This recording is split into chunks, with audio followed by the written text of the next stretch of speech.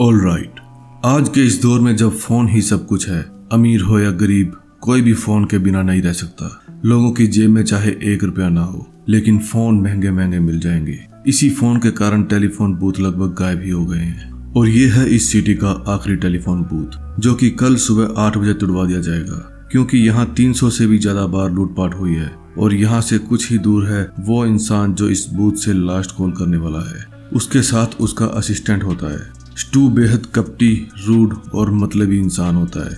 वो उन लोगों के लिए काम करता है जो न्यूयॉर्क में फिल्म लाइन में अपना नाम कमाना चाहते हैं। अपने झूठे वादों के कारण उसने अपने कई दुश्मन बना लिए थे। स्टू पामेला नाम की एक लड़की से बात करने अक्सर इस बूथ में आता है। वो उसे कोई अच्छा रोल दिलाने का लालच देकर उसके साथ रात बिताना चाहता है। उस दिन वो पामेला से बात करने फिर से इस बूथ में आता है। दो मोबाइल होने के बावजूद वो पामेला से इसलिए यहाँ बात करने आता है ताकि उसकी वाइफ को उसके मोबाइल बिल देख के कुछ भी पता ना चले।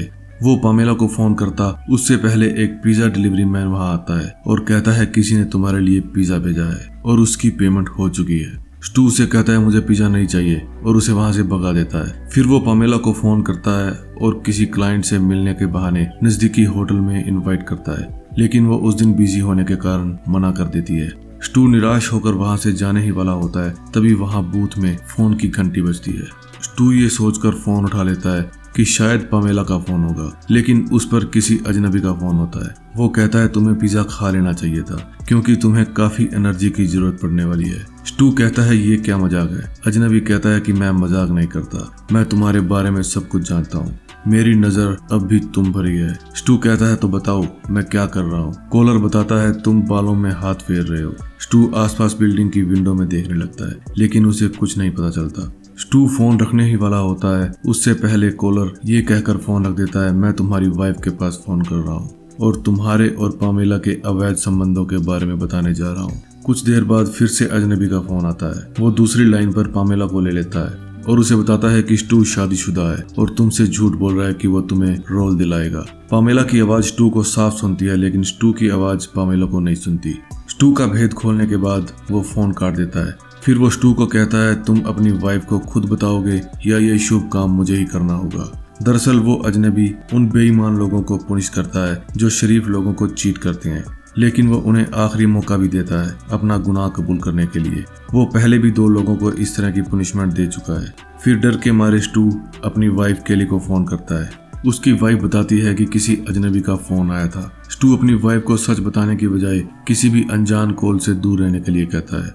उसकी इस हरकत पर कॉलर स्टू को बताता है कि मैं तुम्हें किसी दूरबीन से नहीं बल्कि स्नाइपर गन के स्कोप से देख रहा हूँ। अगर आगे से तुमने मुझसे बिना पूछे कुछ भी किया या फोन रखने की कोशिश की तो मैं तुम्हारा भेजा उड़ा दूंगा। उसका छोटा सा नमूना वो पास में रखे खिलौने को शूट करके देता है। स्टू की फटके हाथ में आ जाती है। तभी एक प्रोस्टिट्यूट स्टू को वहां से बाहर निकलने के लिए बोलती है, लेकिन स्टू उसे बेइज्जत करके भगा देता है क्योंकि वो फोन नहीं रख सकता था। प्रोस्टिट्यूट को गुस्सा आता है और वो अपने एक बंदे को लेकर वहां आती है। वो बंदा स्टू को जबरदस्ती बाहर निकालने की कोशिश करता है। कॉलर स्टू को उसकी मदद करने के लिए ऑफर करता है। पहले स्टू मना कर देता है, फिर वो बंदा स्टू को पीटने लगता है। कॉलर स्टू को कहता है अगर तुम्हारे हाथ से फोन छूटा तो वो फोन रखना ही माना जाएगा और मैं तुम्हें शूट कर दूंगा। फिर स्टू बिना सोचे समझे हाँ कर देता है। फिर वो कॉलर उस बंदे को शूट कर देता है। अब बूथ के पास एक लाश पड़ी होती है और प्रोस्टिट्यूट चिल्ला रही होती है। स्टू कहता है मेरे पास गन नहीं है, मैंने उसे नहीं मारा। कॉलर कहता है अगर तुमने उससे प्यार से बात की होती तो वो अभी जिंदा होता, लेकिन तुमने उससे भी पिज्जा वाले की तरह बर्ताव किया, इसलिए तुम्हें उसकी मौत का दोषी करार दिया जाता है। स्टू अब चालाकी से 911 पे कॉल करता है और इशारों में समझाता है मुझे पुलिस की मदद की जरूरत है। उसके फोन कट करते ही कॉलर स्टू के कान पर गोली मार देता है और कहता है मैंने कहा था ना, कोई होशियारी नहीं। इतने में पुलिस वहां आ जाती है और स्टू को घेर कर गन नीचे करने के लिए कहती है। कॉलर कहता है उनकी बातों पर ध्यान ना दो, वो कुछ नहीं करेंगे, तुम्हें मुझसे ही खतरा है इसलिए बात करते रहो। फिर पुलिस ऑफिसर कहता है फोन नीचे रखो और बाहर आ जाओ, लेकिन स्टू कहता है मैं अभी बिजी हूँ, थोड़ी देर में आता हूँ। इतने में स्टू की वाइफ केली वहां आ जाती है और उसे बाहर आने के लिए बोलती है।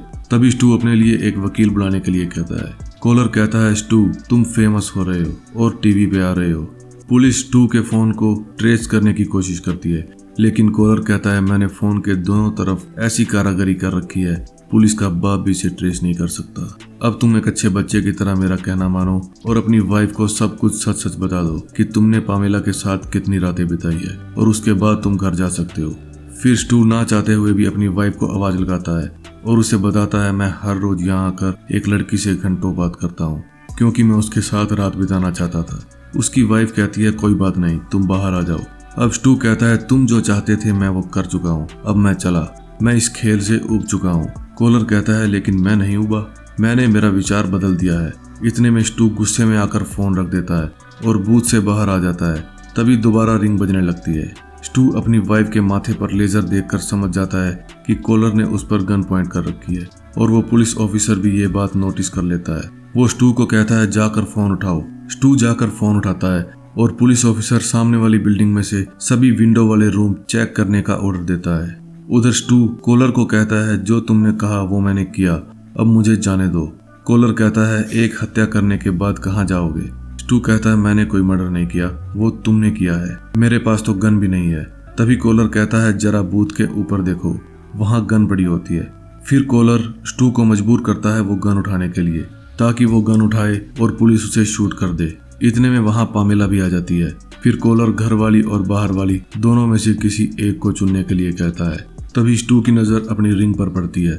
वो उसे उठाने के बहाने नीचे बैठ जाता है और अपनी वाइफ को अपने फोन से कॉल करता है। वो होशियारी मारकर समझाने की कोशिश करता है कि तुम तो एक झटके में किसी को भी मार सकते हो, प्लीज मेरी वाइफ को मत मारो और हमें जाने दो। ये सुनकर पुलिस वाला सब समझ जाता है। तभी स्टू की वाइफ ऑफिसर को कहती है, मुझे भी किसी अनजान का फोन आया था, वो कह रहा था कि स्टू तुम्हें किसी बूथ से फोन करेगा।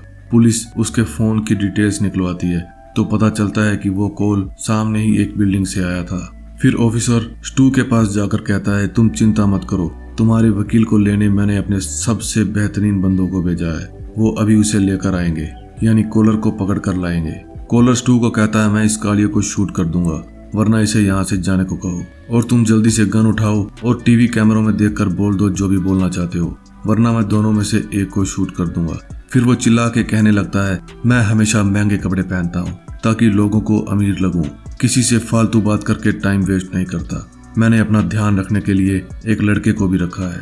मैं सबसे, अपने क्लाइंट से, अखबार वालों से, मैगजीन वालों से, सबसे झूठ बोलता हूँ और वो मेरे झूठ को छापते भी हैं। अपनी $2000 की घड़ी की तरह मैं भी नकली हूँ। मैंने पामेला से भी झूठ कहा कि मैं शादीशुदा नहीं हूँ, लेकिन मैं अपनी वाइफ से बहुत ज्यादा प्यार करता हूँ। मैं घर के हालात सुधारना चाहता था, शायद अब वो मैंने और भी खराब कर दिए हैं। फिर वो रोने लगता है, उसकी वाइफ भी रोने लगती है। कॉलर उसे अब भी जाने नहीं देता।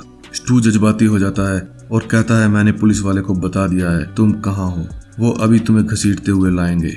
उधर पुलिस उस कॉलर के रूम की तरफ बढ़ रही होती है। कॉलर कहता है, अगर ये सच हुआ तो मैं तुम्हारी वाइफ को मार कर ही अरेस्ट होऊंगा। उसकी ये बात सुनकर स्टू अपनी गन उठाता है और चिल्लाता हुआ बाहर आ जाता है कि अगर दम है तो मुझे मारो, दम है तो मुझे मारो। वो बार बार एक ही बात दोहराता है। तभी कॉलर उसे शूट कर देता है। उधर कुछ पुलिस वाले कॉलर के रूम में भी पहुंच जाते हैं। इधर वो ऑफिसर फोन उठाता है और कहता है, मुझसे बात करो, लेकिन फोन पर उसी का आदमी बात करता है और कहता है, सर कॉलर ने अपना गला काट लिया है। फिर पुलिस वाले स्टू को संभालते हैं। ऑफिसर कहता है, हमने ही रबड़ वाली बुलेट से तुम्हें शूट किया था ताकि तुम नीचे गिर जाओ और तुम्हें ज्यादा चोट ना आए।